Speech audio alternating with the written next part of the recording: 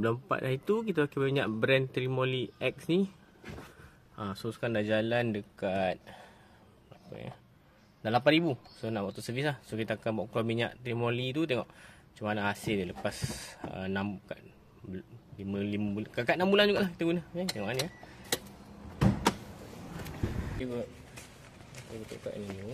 Buka minyak sekarang. Satu botol.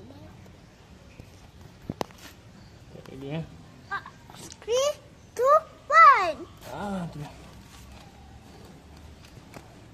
You nak buang semua minyak ni ke?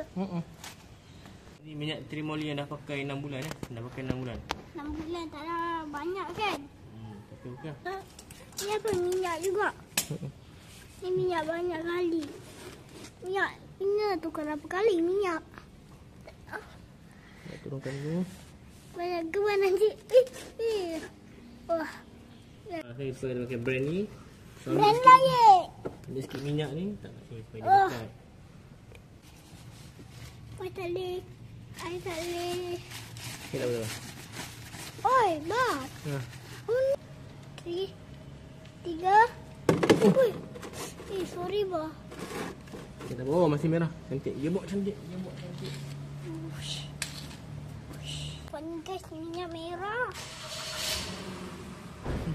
Okay, tak payah lagi ya. Kita ambil 1 liter. Ni memang satu. Hijau. Hijau. Okey nak ni. Kali minyak kalau apa? Merah. Kan. Kalau kali yellow, tapi kali kita try minyak baru. Ni favorite colour saya, hijau. Wah, minyak hijau. Favorite colour saya. Lepas tu tak suka hijau. Ada green tea. Jadi green tea. Minyak. Kita pakai minyak brand Castrol. Berapa? Castrol. Castrol. Okay. Siapa nak beli? Original dia boleh beli official store dia. Siapa Okay. nak Tekan beli? link, tekan link nanti ya. Kali. Boleh pakai. Oh, nampak ni minyak. Minyak.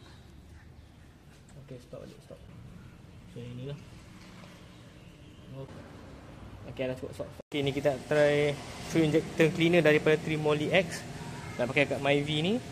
So kita nak isi minyak, isi full tank dulu, baru tuang ni. Okay, nanti kita buat. Jom. Alright, kita dah isi minyak full. Terus senang tuang ni. Saya kena tuang dalam ni.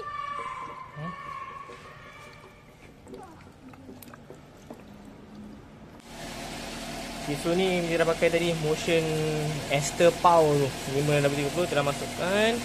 Ini pun gearbox Castrol ni.